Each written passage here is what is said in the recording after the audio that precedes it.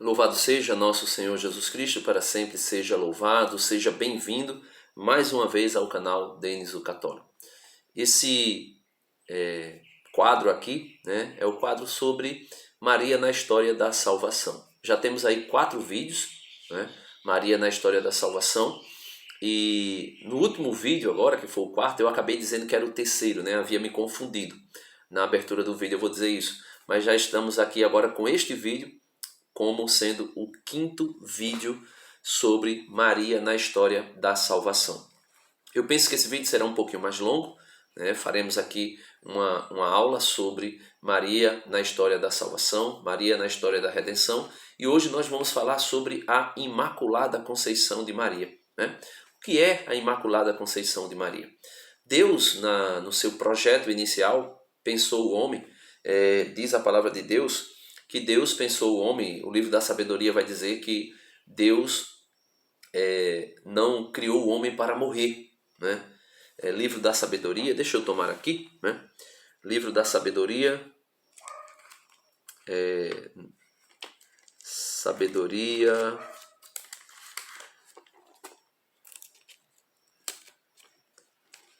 deixa eu só encontrar, porque eu não marquei. Mas é livro da sabedoria, capítulo 4, ou capítulo 2. Deixa eu só encontrar aqui. Pronto. Depois de Jó.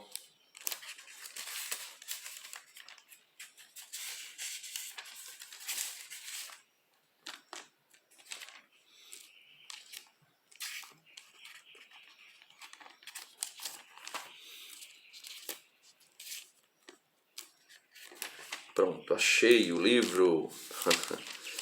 Tinha sumido, Livro da sabedoria, no capítulo 2. Não, melhor, capítulo 2, versículo 24, 2:24, livro da sabedoria, vai dizer assim, Deus criou, versículo 23, Deus criou o homem para a incorruptibilidade e o fez imagem de sua própria natureza. Então, Deus criou o homem para a incorruptibilidade, para viver sem o pecado. Foi por inveja do diabo que a morte entrou no mundo. Experimentaram-na aqueles que lhe pertencem. Então, Deus criou o homem para a incorruptibilidade, para a imortalidade também. Então, Deus criou o homem para ser imaculado, para ser santo. Porém, por inveja do diabo, foi por inveja do diabo que a morte entrou no mundo, experimentaram-na aqueles que lhe pertencem. O apóstolo São Paulo, escrevendo a 2ª carta aos Coríntios, vai dizer que, assim como a serpente enganou Eva, seduziu Eva, os falsos profetas, os falsos mestres, têm seduzido muitas pessoas na igreja. Então, quando Deus nos criou, o projeto inicial de Deus era que o homem fosse imaculado, fosse santo, fosse, como diz o livro da sabedoria, fosse perfeito, fosse como Jesus. É a intenção de Deus. Está aqui, o projeto inicial de Deus. Deus criou o homem para a incorruptibilidade e o fez à imagem de sua própria natureza. Quando diz que ele fez a imagem da sua própria natureza, está dizendo que ele nos fez para sermos santos e irrepreensíveis como Jesus, sermos ausentes de toda mancha do pecado. Esse é o projeto inicial de Deus. Mas o diabo, por inveja do diabo, o Catecismo da Igreja Católica, no parágrafo 391, a partir daí vai dizer que, falar sobre a queda do homem e a queda também dos anjos, vai dizer que existia uma voz sedutora no paraíso que corrompeu o coração de Eva, corrompeu o coração de Adão, e eles pecaram, eles caíram da sua condição natural. A condição natural do homem é imaculados. Essa é a condição natural do homem. Deus criou Adão e Eva imaculados, ausentes do pecado. Essa é a condição do homem no projeto inicial de Deus. Só que muita gente, para descredibilizar o dogma da Imaculada Conceição, vai dizer que a condição do homem é o pecado, é a queda, Essa não é a condição do homem. Essa é a desgraça que caiu sobre o homem. Essa é a maldição, né, de Satanás que recaiu sobre o homem. A condição do homem é a condição do projeto inicial, a condição do Gênesis do 1 ao capítulo 2. A condição do homem é, segundo o projeto de Deus, Gênesis 1, 2. Capítulo 1 e 2 de Gênesis. Essa é a condição do homem. Imaculados, vivendo no paraíso de Deus. Essa é a condição do homem.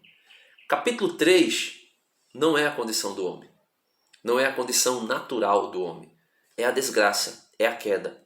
É a lei que nós podemos dizer a maldição que recaiu sobre o homem. Era conveniente que, depois da queda, Deus enviasse o seu Filho. Gálatas 4:4 vai dizer que na plenitude dos tempos, Deus enviou o seu Filho, nascido de uma mulher. Se era conveniente que Deus enviasse o seu Filho depois da queda para resgatar Adão e todo o gênero humano que cai com ele, se era conveniente Deus enviar o seu Filho, também era conveniente que o seu Filho, que é puro, puríssimo, sem pecado algum, nascesse também de alguém na mesma condição dele, não divina, mas na mesma condição de santidade, de pureza. Por isso, Deus comprova para nós, a partir do livro de Jó, né? O livro de Jó, capítulo 4, ou melhor, 14:4, livro de Jó, capítulo 14:4, vai dizer o seguinte: quem fará sair o puro do impuro? Né? Quem fará sair o puro do impuro? E o próprio texto responde: ninguém. Nesse versículo 4 aqui, do capítulo 14 de Jó, todos os pais da igreja entenderam que aqui se falava da condição do homem que nascia de mulher. Todo ele era pecador. Todo ele nascia recebendo em si a mancha do pecado original. Só que existe um puro, um santíssimo, o qual o pecado não podia tocá-lo. Não podia tocá-lo porque ele é Deus, e convenientemente Deus faz com que a fonte pela qual ele iria jorrar, a fonte pela qual ele iria sair ou entrar no mundo, podemos dizer, precisava ser pura também. Por isso ele vai dizer: ninguém fará sair o puro do impuro. Então, Maria não é pura pelos seus próprios méritos. Maria não é imaculada pela sua própria condição. Maria foi, por Deus, gerada, né? Quando eu digo gerada assim, vamos dizer que preservada da mancha original e do pecado pessoal de Maria, para que ela fosse verdadeiramente aquilo que era o projeto de Deus para Eva, imaculada e irrepreensível. O projeto inicial de Deus para as mulheres era que as mulheres fossem imaculadas. O projeto inicial de Deus para os homens era que os homens fossem imaculados, irrepreensíveis, santos, santíssimos. Né? E como o novo Adão, carta aos Romanos, capítulo 5, a partir do versículo 12, como o novo Adão, que é espiritual e que é sem pecado, precisava resgatar o velho Adão e a velha Eva, Deus fez com que uma das suas criaturas fosse preservada desta queda. Para quê? Para que o novo Adão e a nova Eva pudessem gerar a nova humanidade. A nova humanidade. São Luís Maria Grignion de Montfort vai dizer, Tratado da Verdadeira Devoção à Santíssima Virgem Maria, São Luís vai dizer que Deus quer servir-se de Maria na santificação das almas. Deus quer servisse de Maria. Ele diz, número 22 do Tratado da Verdadeira Devoção: a conduta das três pessoas da Santíssima Trindade, na encarnação e primeira vinda de Jesus Cristo, a encarnação do Verbo, é a mesma de todos os dias, de um modo visível na Igreja, e esse procedimento há de perdurar até a consumação dos séculos, na última vinda de Cristo. Deus Pai ajuntou todas as graças e denominou-as mar. Ou melhor, Deus Pai ajuntou todas as águas e denominou-as mar, ou seja, deu o nome de mar. Reuniu todas as suas graças e chamou-as Maria. Este grande Deus tem um tesouro, um depósito riquíssimo, onde encerrou tudo o que há de belo, brilhante, raro e precioso. Até o seu próprio Filho foi gerado nesse tesouro. E este tesouro imenso é Maria, que os anjos chamam o tesouro do Senhor, de cuja plenitude os homens se enriquecem. Deus Filho comunicou à sua mãe tudo o que adquiriu por sua vida e morte, seus méritos infinitos e suas virtudes admiráveis. Fê-la tesoureira de tudo que seu pai lhe deu em herança. É por ela que ele aplica seus méritos aos membros do seu corpo místico, que comunica suas virtudes e distribui suas graças.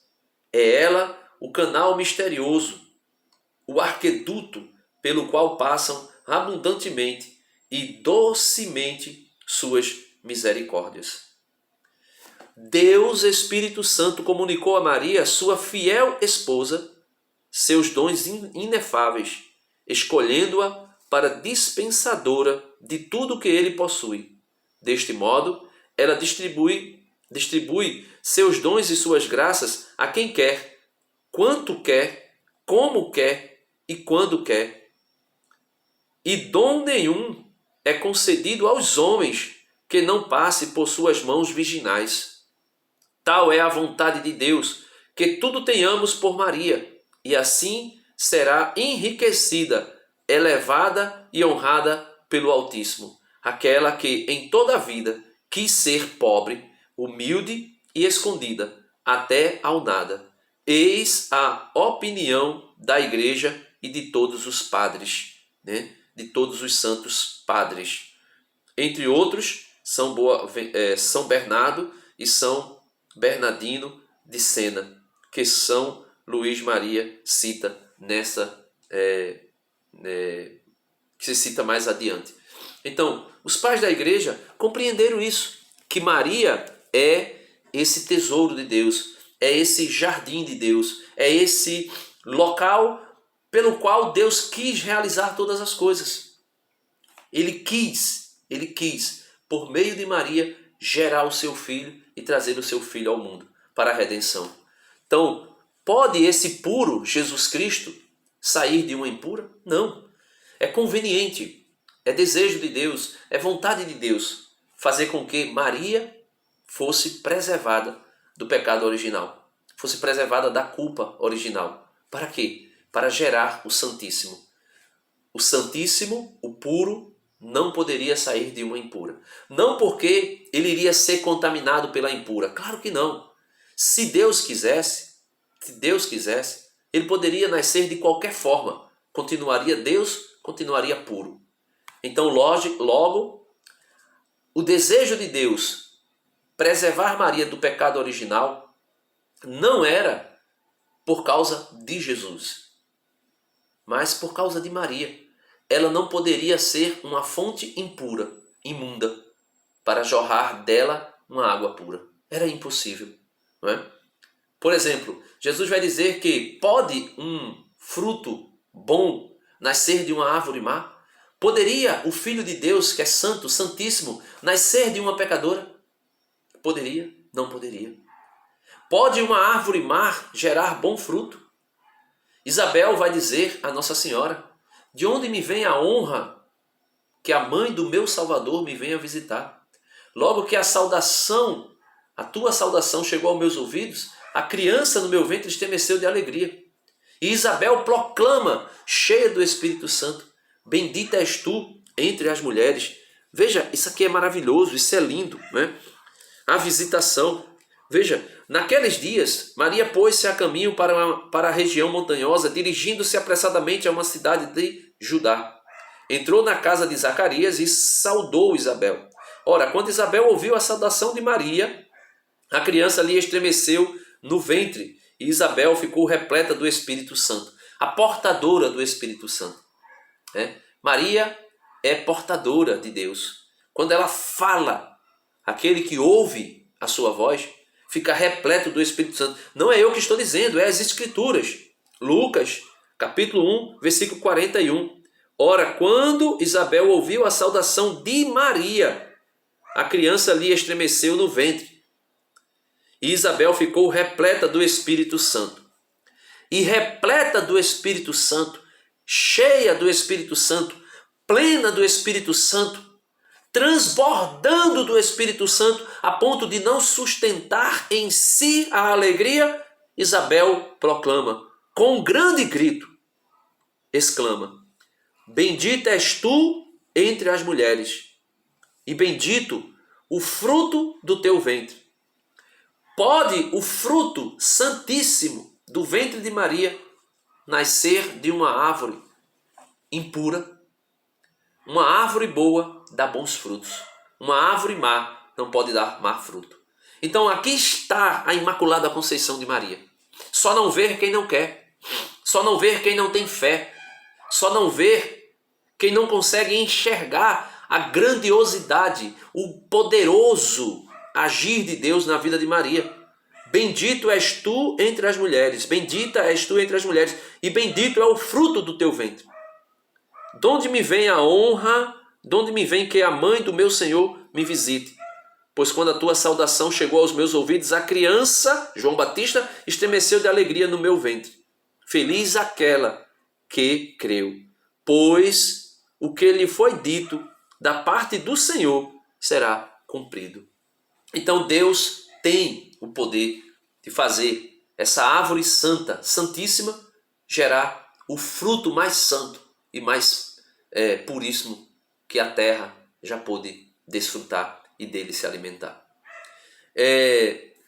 Aí alguém diz assim: ah não, mas Deus não poderia, não faria isso. Deus quis e Deus fez. Por quê? São Lucas 1,37. Para Deus, com efeito, nada é impossível. Para Deus, com efeito, nada é impossível. Aí alguns vão dizer assim: como é possível isso? Como alguém pode fazer isso? A carta de Judas, no versículo 24, só tem um capítulo, versículo 24, a carta de Judas vai dizer o seguinte, veja: aquele que é poderoso para nos preservar de toda queda, veja, Deus, meus irmãos, é poderoso para nos preservar de toda queda. E ele faz isso com a Santíssima Virgem Maria. Ele a preserva de toda a queda. Veja, aquele que é poderoso para nos preservar de toda queda e nos apresentar diante de sua glória imaculados e cheios de alegria. Deus é poderoso para fazer isso. Deus é poderoso para fazer com que nós, ou melhor, a Virgem Maria, seja preservada de toda queda. E sendo ela preservada de toda queda, ela é imaculada. Ela é santa. Ela é santíssima. Porque Deus pode fazer isso. Deus quis fazer isso. Deus tem o poder de fazer isso. Não é?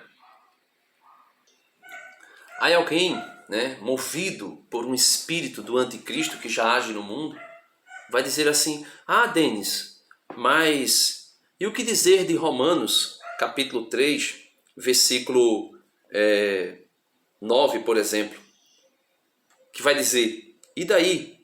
Levamos vantagem? De modo algum, pois acabamos de provar que todos, e aqui eles vão dizer que esse todos não tem exceção. Eu vou provar que tem, né?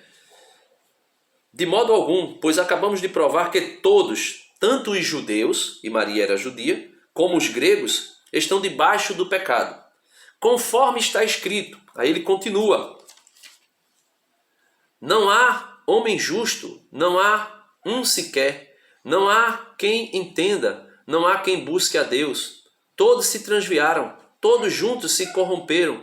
Não há quem faça o bem, não há um sequer. Sua garganta é sepulcro aberto, sua língua profere engano, e assim sucessivamente.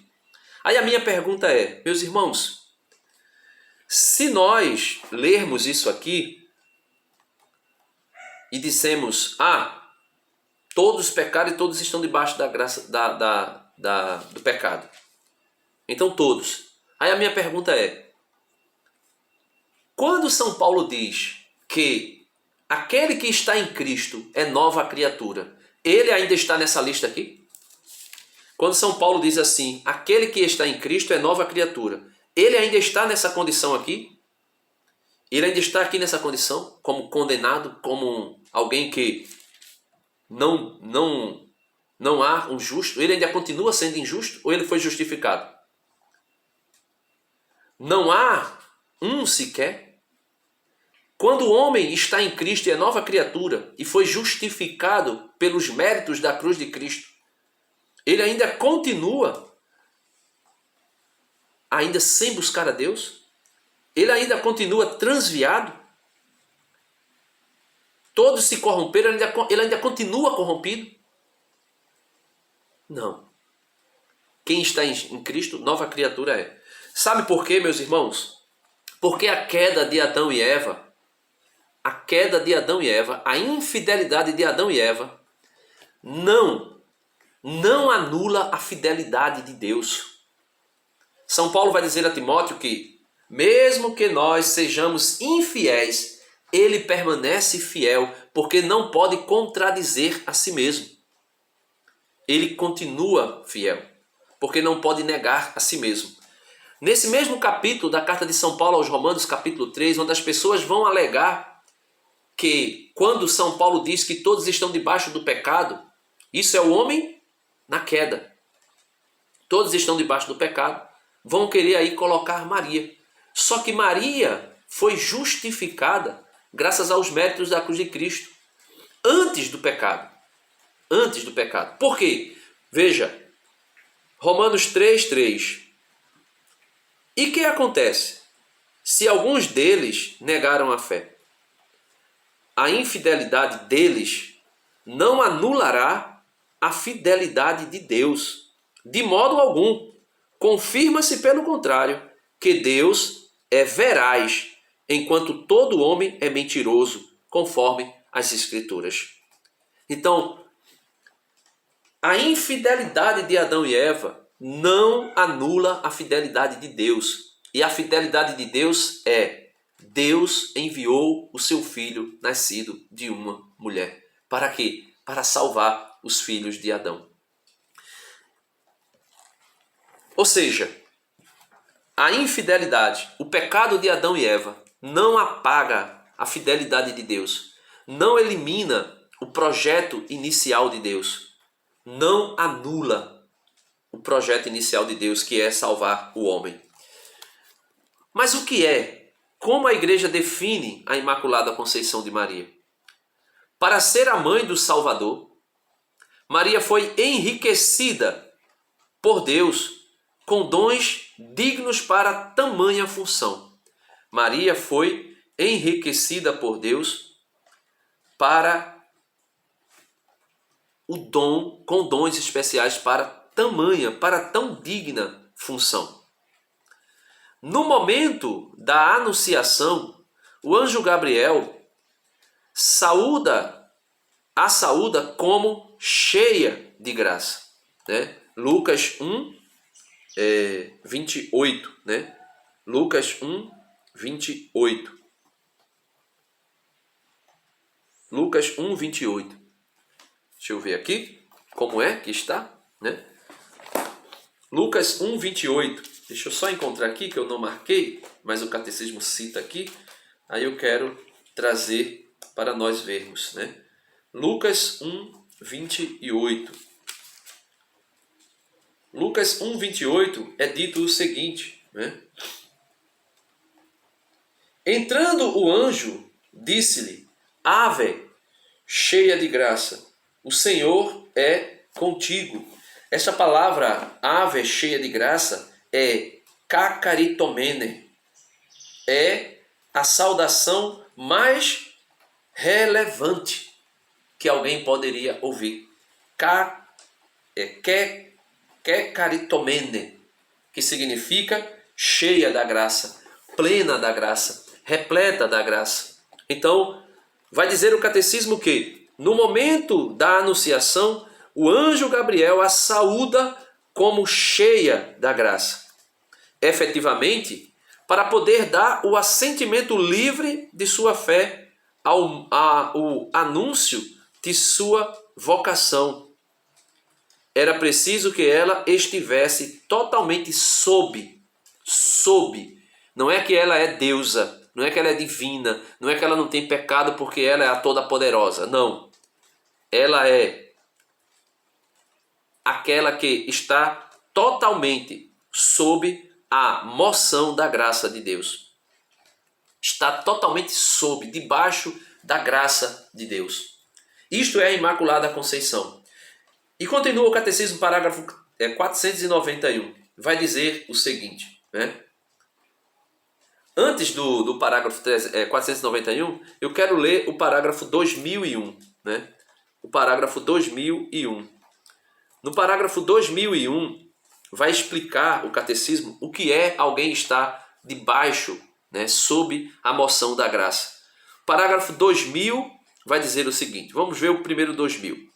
A graça santificante é um dom habitual, uma disposição estável e sobrenatural para aperfeiçoar a própria alma e torná-la capaz de viver com Deus. Aquele que está em Cristo é nova criatura.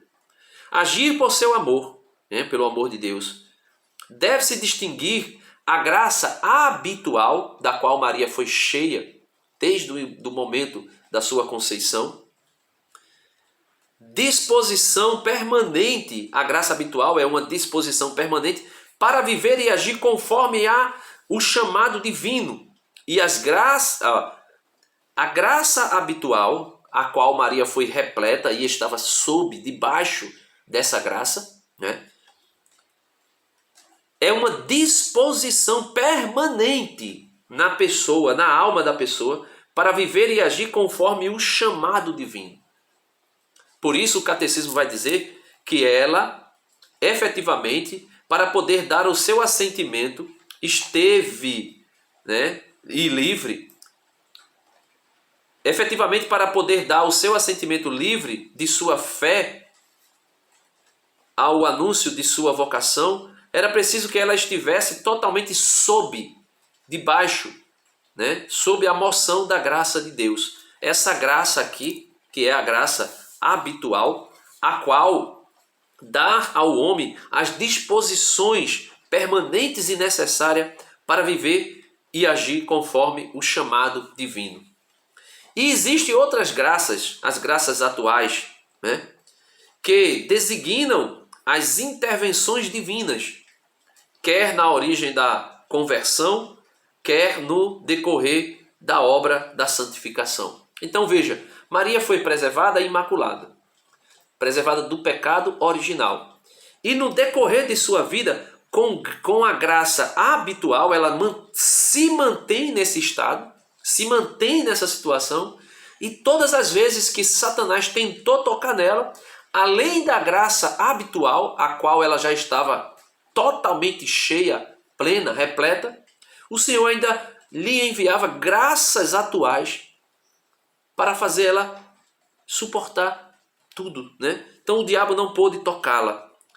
É inveja de Satanás quando alguém começa a falar mal de Maria, quando alguém começa a dizer que Maria é pecadora, quando alguém começa a dizer que Maria, Satanás, sendo uma criatura que foi criado também imaculado nos céus, foi criado santíssimo, a ponto de olhar para si mesmo e se envaidecer e na vaidade dizer que seria semelhante ao Altíssimo, que subiria ao mais alto dos céus e que colocaria o seu trono acima do trono do Altíssimo. Nessa vaidade tenebrosa de Satanás, ele queria ser como Deus, sem Deus. E Maria é a imagem perfeita de Deus, sendo criatura, lógico, não estou falando de Jesus, o Filho. Sendo criatura e entre as criaturas ela é a imagem perfeita de Deus. Aquilo que a infidelidade de Adão e Eva destruiu no início da criação humana, Deus distribui graças insondáveis em Maria desde o momento da sua conceição, para fazer com que ela seja imaculada, para fazer com que ela seja a imagem perfeita daquilo que Deus pensou para Eva, daquilo que Deus pensou para Adão. A infidelidade de Eva não anula a fidelidade de Deus. Deus quer o homem à sua imagem e semelhança. 2001, para concluir, a preparação do homem para acolher a graça é já uma obra da graça. Então, não foi Maria que, sendo uma super mulher, acolheu a graça e tornou-se imaculada. Veja, a preparação do homem para acolher a graça é já uma obra da graça. Esta é necessária para suscitar e manter nossa colaboração na justificação pela fé e na santificação pela caridade. Deus acaba em nós aquilo que Ele mesmo começou. Por isso Ele começou preservando Maria do pecado. E Maria, no término de sua vida, continuou preservada do pecado. Continuou santa e imaculada. Como diz São Judas. São Judas diz que ele, Deus, veja, Deus Todo-Poderoso, ele tem o poder, para... São Judas, veja, Deus tem o poder para começar e terminar. Veja. Meu Deus do céu. Cadê? Apocalipse. Carta de Judas. Deus tem o poder, Aquele que é poderoso para nos preservar. Ele preservou Maria desde o ventre materno de toda a queda. Deus preservou Maria no ventre materno de toda a queda. E nos apresentar diante de sua glória imaculados. Ele preservou Maria de toda a queda e ele apresentou Maria diante de sua glória imaculada e cheio de alegria. Por isso ela é chamada de a feliz. Tu és feliz, Maria. Feliz aquela que acreditou. Então ele é poderoso. Ele não somente nos preserva, Deus acaba em nós aquilo que ele mesmo começou. Pois começa com sua intervenção. Então veja, pois Deus começa com a sua intervenção, ele intervém na vida do homem e na vida de Maria, sendo conveniente